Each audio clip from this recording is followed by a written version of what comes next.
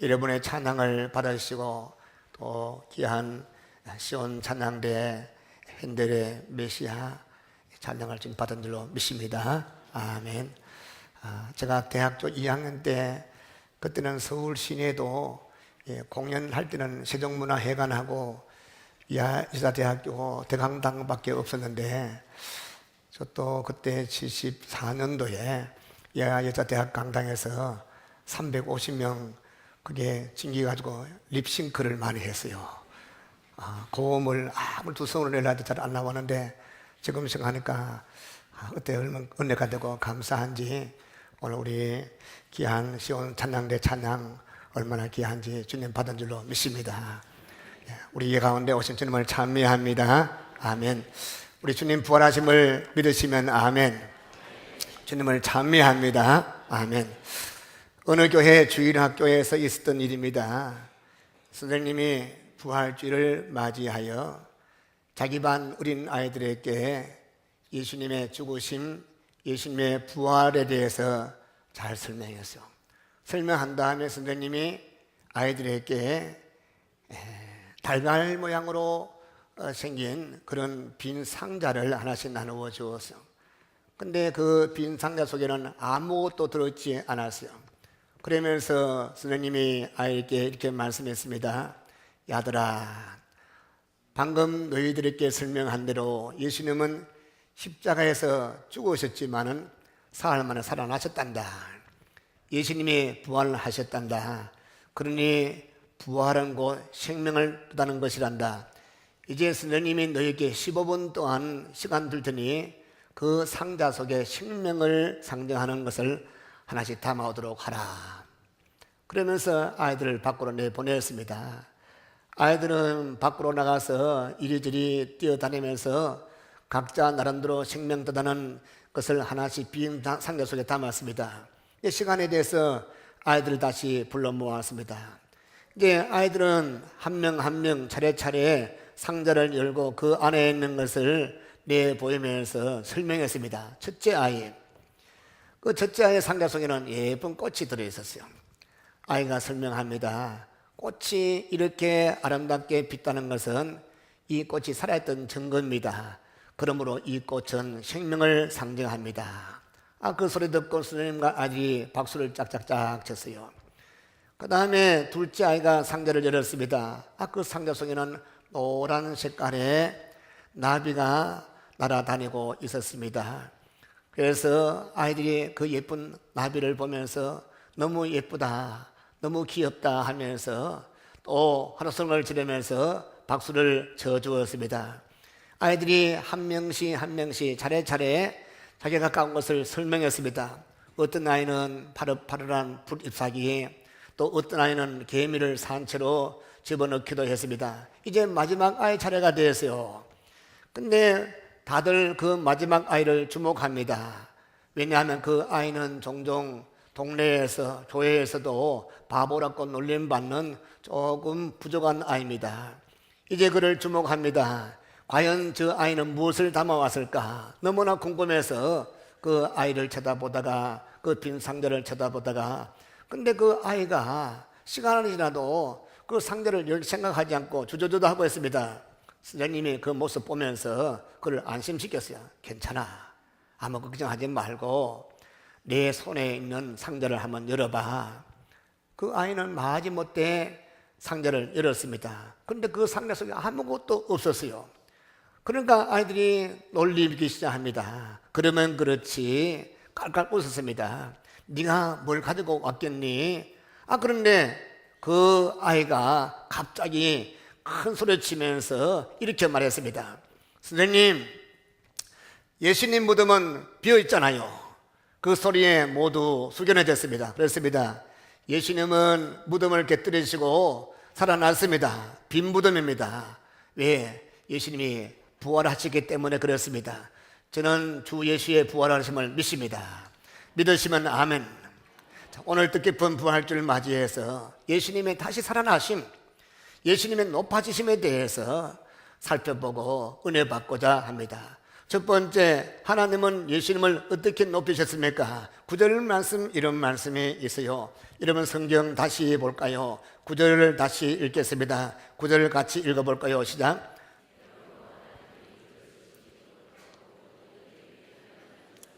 이름으로 하나님의 그를 지극히 높여 모든 이름 위에 뛰어난 이름을 주사. 예수님은 하나님의 뜻에 복종하기 위해서 자신을 낮추셨습니다. 그러니 하나님이 독생자 예수님을 지극히 높이시는 것은 너무너무나 당연한 것입니다. 그러면 하나님이 예수님을 어떻게 높였습니까? 예수님은 하늘보다 영광 가운데서 차례차례 단계적으로 낮아졌습니다. 마찬가지 하나님께서도 예수님을 단계적으로 차례 높이신 것을 말씀드려서 볼 수가 있습니다. 여러분 성경 갖고 왔으면 신약 성경 에베소서를 볼까요? 빌립보서 앞에 에베소서 있습니다. 에베소서 말씀을 보시오. 에베소서 1장 20절 21절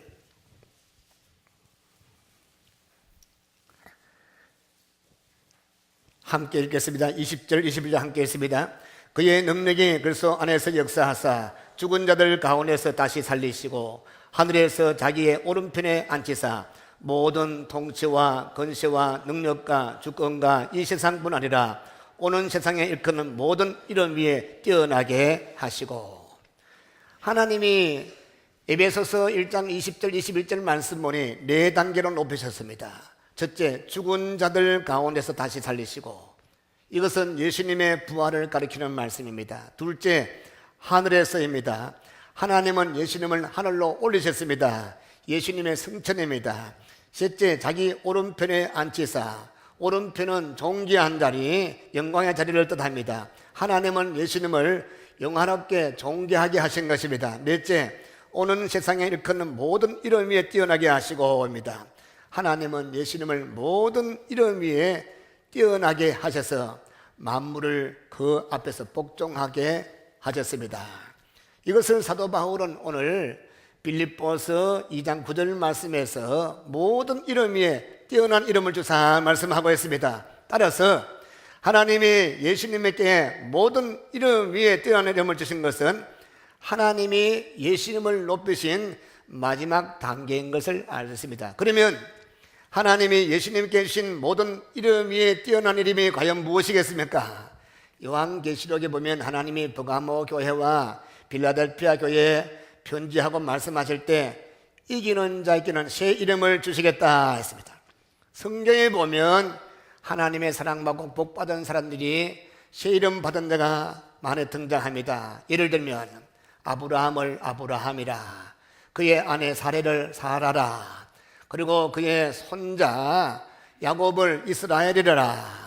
신약 성경에도 보면 시몬에게 베드로라 새 이름을 주었습니다. 마찬가지로 하나님은 예수 그리스도에게도 새로운 이름을 주었습니다. 그것이 무엇입니까? 우선 하나님이 예수 그리스도에게 주신 새 이름이 예수라는 이름은 아니에요. 우리가 누가복음에도 1장에도 마태복음 1장에도 천사가 예수님의 육신의 아버지 요셉에게 육신의 어머니 마리아에게 나타나서 한 말을 기억합니다. 아들을 낳으리니 이름을 뭐라 했습니까? 예수라 하라. 이는 그가 자기 백성을 저희 죄에서 구원할 자이심이라. 예수라는 이름은 예수님이 죽었다가 부활하시고 난 뒤의 이름이 아니에요. 거기다가 예수님 당시에 예수라는 이름은 우리나라에 철수, 영희 이런 이름이 많듯이 그 당시에 흔히 빠진 이름이 예수라는 이름이요. 구약 성경에 호시아 그것도 예수라는 이름이에요. 여호수아 그것도 예수라는 이름입니다. 예수라는 이름은 뛰어난 예수님 부활하신 이후에 예수님의 이름이 될 수가 없는 것이에요. 그러면 하나님이 예수님에게 주신 모든 이름 위에 뛰어난 이름은 무엇이겠습니까? 11절 말씀 보면 나타나고 있습니다. 우리 빌립보서로 다시 돌아갑니다. 빌립보서 2장 11절 한번 같이 읽어볼까요? 11절 같이 시작. 모든 입으로 예수 그리스도를 주라 시인하여 하나님 아버지께 영광을 돌리게 하셨느니라. 하나님이 예수님에게 이름 위에 뛰어난 이름이 무엇이라 했습니까? 바로 주라는 이름입니다. 구약 성경에 보면 주라는 이름은 여호와 하나님을 가리키는 대명사로 사용되었습니다. 시편 8장 9절 말씀, 여호와 우리 주여 주의 이름이 온 땅에 어찌 그리 아름다운지요. 사도행전 2장 36절 베드로가 오순절날 예루살렘 모인 유대인들에게 뭐라고 외쳤습니다. 그 외친 말씀이 너희가 십자가에 못 박아 죽인 이 예수를 하나님이 주와 그리스도가 되게 하셨느니라.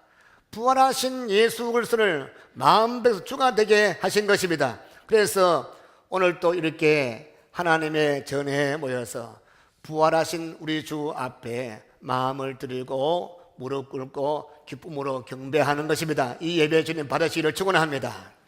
그 다음 두 번째, 왜 하나님이 예수님을 지극히 높이셨습니까? 10절 말씀, 11절 말씀 상반절, 여러분 10절 한번 읽어주시겠습니까? 10절 다시 읽습니다. 시작. 하늘에 있는 자들과 땅에 있는 자들과 땅 아래에 있는 자들로 모든 무릎을 예수 이름에 꿇게 하시고, 그 다음 제가 읽겠습니다. 모든 입으로 예수 그리스도를 주라 시인하여. 경배와 찬양이 하나님이 예수 그리스도를 지극히 높이신 목적입니다. 여기서 예수님의 이름이라는 말씀이 나오는데 이것은 예수라는 이름이 아니고 그것은 예수님의 새 이름 주라는 이름을 뜻하는 것입니다. 예수라는 이름은 하나님이 인간을 구원하시기 위해서 낮추신 이름이에요. 위에 계신 하나님, 영광의 하나님이 연약한 인간의 몸을 입고 인간이 되었을 때 이름은 예수인 것입니다. 그런데 이 죄 없는 예수님이, 인간의 몸을 입으신 예수님이 우리의 고난 당하시고 죽음을 당하시고 십자가 못 죽은 다음에 하루 이틀 사흘 만에 죽음을 이기시고 사망을 깃들으시고 참으로 무덤을 여시고 부활하신 다음에 예수님은 주라는 이름, 마음 백성이 경배하고 찬양 받으기에 합당하신 이름이 주인 것입니다. 우리 주님 앞에 경배하기를 축원합니다. 그 사도 바울은 오늘 말씀을 통해서 모든 무릎과 모든 입을 총망라해서 설명하기 위해서 세 가지 영역을 나누어서 말씀하고 있지 않습니까? 첫째 뭡니까? 하늘 위에 있는 자들. 누가 하늘 위에 있습니까? 누가 하늘에서 주님께 경배합니까? 천사들입니다. 의인들의 영입니다. 먼저 분리가는 성도들의 영입니다. 예수 믿고 신앙생활을 하다가 천국 가는 성도들은 육신은 땅에 묻혔습니다. 그러나 없어지지 않았습니다. 그 영은 주의 보좌 앞에 살아있는 상태로 존귀한 가운데 주와 함께 있는 걸 믿으시기 바랍니다. 그들은 주님이 나팔 불고 다시 오실 때 몸의 부활을 기다리고 있는 것입니다. 그러므로 위에 하늘에 있는 자들, 천사들과 의인의 영들이 하늘에서 부활하신 우리 주 예수님을 경배하고 기쁨으로 찬양하고 있는 것입니다. 그 다음 보니까 뭐가 있습니까? 땅에 있는 자들, 우리 사람을 가리키는 말. 사람은 두 부류가 있어요. 예수 안에 있는 자들과 안타깝게도 아직까지 예수님 밖에 있는 자들. 오늘 여기 앉아 계신 여러분까지는 하나님의 은혜로 택하심 받았지 믿으시기 바랍니다. 그래서 오늘 이렇게 함께 모여서 부활하신 주님께 무릎 꿇고 경배하고 있는 것입니다. 할렐루야. 다음 주일 또 주님 부를 때까지 변함없이 우리 주님을 경배할지 믿으시기 바랍니다. 그러나 우리 주님께서 부활하시고 불러도 길을 막고 주 앞에 나오지 아니하는 교회 밖에 구원받지 못한 자들이 있습니다. 불신자들입니다. 그러나 주님이 그들은 지금은 참 귀신 앞에 우상 앞에 절하고 그들을 섬기고 있지만은, 그러나 주님이 나팔 불고 다시 오실 때, 심판주로 올 때, 그때는 벌벌 떨면서 그들도 주께 무릎 꿇고 굴복할 줄로 저는 믿습니다. 세 번째, 땅 아래에 있는 자들, 지옥에 있는 자를 가리켜 말씀합니다. 본래 지옥은 마귀와 그의 사자들, 꼭 귀신들 위해서 만든 거예요. 사람은 절대로 그것에 가서 안 될 것입니다. 근데 하나님을 떠나고 범죄하고 마귀를 쫄쫄 따라다니고 끝까지 회개하지 아니하고 마귀의 종노를 하는 자들이 저주받아서 던짐받을 수밖에 없는 것이 지옥인 것입니다.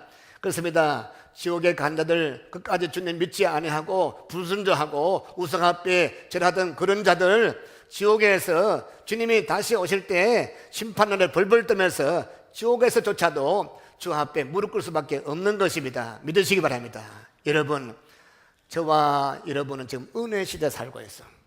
은혜 시대라는 것은 하나님이 절대로 강제하지 않습니다. 강요하지 않습니다. 자발적으로 마음에 감동 올 때, 말씀을 들을 때 전도할 때 마음문을 열고 내가 자발적으로 주님을 경배하고 예배하고 믿는 것입니다. 오늘 마찬가지 예배하러 와서 참으로 내 마음을 열고 내가 의지적으로 자발적으로 주님께 경배하고 찬양하는 이 시대가 은혜 시대인 것입니다. 영국에 유명한 여왕이 있죠. 여왕 중에 한 사람 빅토리아 여왕. 참으로 영국이 오늘까지 위대한 여왕 한 명을 뽑으라 하면 빅토리아 여왕입니다. 그런데 이 빅토리아 여왕은 아주 믿음이 좋은 여왕이에요. 고등학교 1학년 아주 어린 나이에 갑자기 여왕에 대해서 아버님이 돌아가시고, 그래서 어린 나이에 겁이 났습니다. 무릎 꿇고 기도합니다. 하나님, 이 영국을 내가 어떻게 다스리겠습니까? 주여 날 도와주십시오. 참 기도를 많이 한 자요. 그래서 유명한 저 아프리카 대추장에 와서 여왕이시여, 어떻게 이 나라가 이렇게 번창했습니까? 그 메뉴를 한번 보여주십시오 하니까 성경책을 보여줬어요. 늘 말씀 펴고 기도하고 말씀 중심으로 백성을 잘 지시하니까 존경받고 많은 백성이 그를 우러러 보았습니다. 그런데 이 빅토리아 여왕이 종종 궁궐을 빠져나와서 백성들과 함께 교제하기를 좋아했습니다. 그들과 함께 희로애락을 함께 나누는 것을 좋아했습니다. 하루는 빅토리아 여왕이 자주 만나는 나이 많으신 가부 한 분이 계셨어요. 이 가부는 믿음이 참 좋은 가부였습니다. 늘 여왕은 여왕 지위를 벗어버리고 이 가부도 모든 걸 벗어버리고 같이 대화하고 같이 기도하고 마음과 마음을 통하는 그런 관계였습니다. 함께 기도하면서 신앙적인 대화를 나누었습니다. 한 번은 이 빅토리아 여왕이 이 과부에게 이렇게 물어보았습니다. 당신의 생애에 당신을 찾아온 손님 가운데 가장 고귀한 분이 누굽니까? 빅토리아 여왕은 속으로 생각하나, 신앙 좋은 참 신실한 이 귀한 가부는 이렇게 말하겠지. 그야 물론 예수님이죠. 이렇게 말할 줄 알았는데, 그런데 이 가부 입에서 내 일평생 우리 집에 많은 분이 찾아왔는데 가장 영광스러운 그런 손님은 여왕님이십니다. 제 삶에 여왕님이 늘 찾아온 거 무한히 영광으로 생각합니다. 그러니까 이 빅토리아 여왕이 실망했어요. 이 신앙 좋은 분이 예수님이라 해야 할 그 말이 자유를 말하니까 실망돼서 한마디 했어요. 오히려 그것보다는 내보다는 예수님 찾아온 것이 가장 귀하지 않습니까? 하니까 가부가 빙긋이 웃으면서 말하기를, 여왕님, 예수님은 제 손님이 아니에요. 예수님은 제 삶에 있어 저의 주인이십니다. 예수님은 처음부터 저와 함께 늘 함께 살았습니다. 지금도 함께 계십니다. 저의 삶의 목적입니다. 지금도 예수님을 위해서 저는 존재하고 예수님은 저를 사랑하고 지금도 함께 있습니다. 그 말을 듣고 빅토리아 여왕이 감격한 듯이 가부의 손을 꼭 잡아주었습니다. 여러분, 이 시간 여러분 스스로 한번 물어보십시오. 예수님이 과연 내 삶에 무엇이냐? 예수님이 과연 내 삶의 주인이냐? 아니면 이따금 오는 손님인데 그 손님도 함부로 대했던 손님이냐? 하나님이 예수는 지극히 높여주었습니다. 뭐가 돼서? 주가 돼. 주란 것은 영어에서 마스터, 주인이라는 말씀입니다. 예수님이 여러분 주인 되기를 축원합니다. 여러분을 높이시고 낮추시고 지옥도 보내고 천국도 보내시고 여러분에게 생명도 주시고 잘되게도 하시고 우리를 하여금 모든 것을 주권 행사하는 분은 주님이시 믿으시기 바랍니다.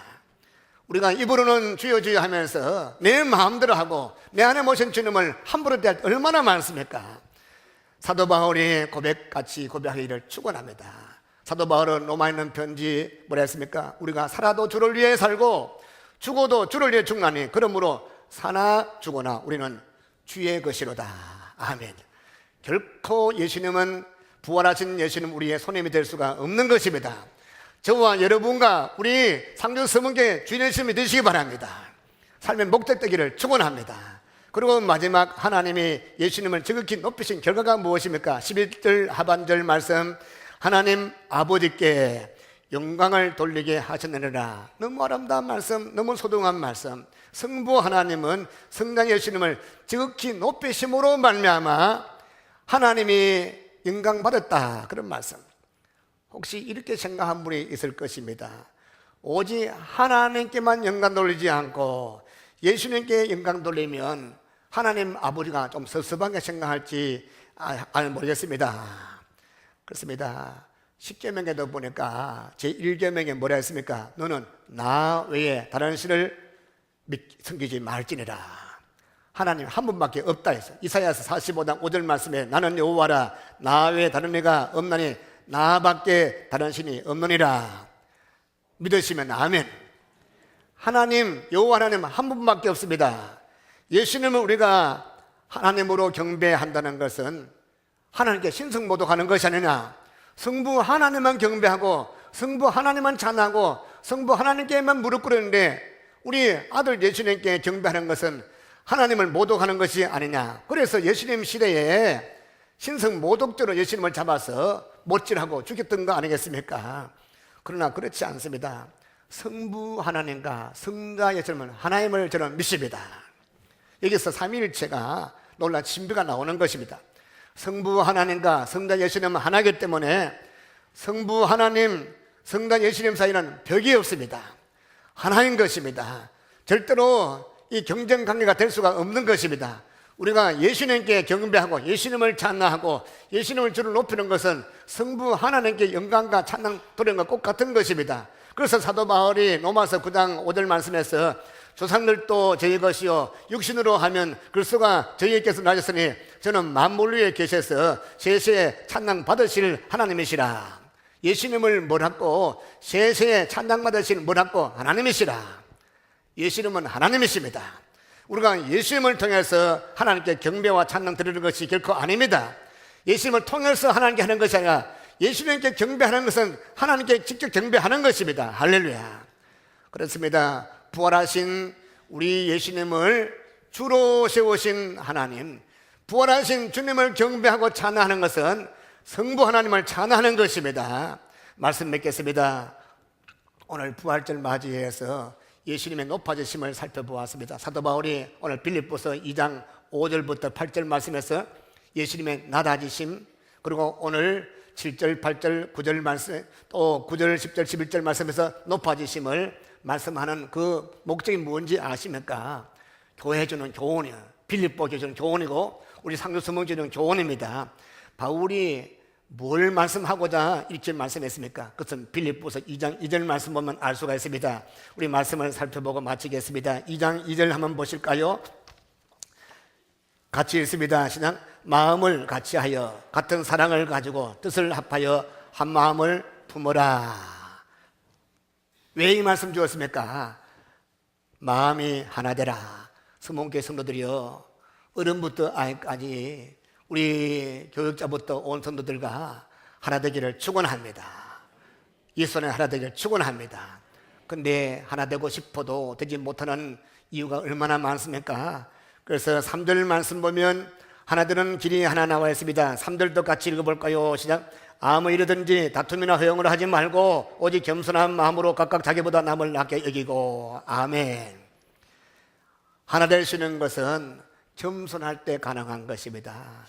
내 모든 걸 다 벗어놓고 하나님이시라도 벗어놓고 내려오신 우리 예수님을 생각하면 우리의 오랜 모든 것 다 내려놓고 내 모든 다 내려놓고 우리나라에 돌아가서 바울같이 예수님같이 겸손한 삶을 삶으로 교회가 하나 될 때 하나 되는 교회에 기름 부으시고 역사하사 상주를 살리고 민족을 구하시고 나가려 믿으시기 바랍니다. 2014년 부활절 맞이해서 또 성찬식 참여함으로 말미암아 주의 은혜가 우리 성모교회에 넘치기를 주님을 축원합니다.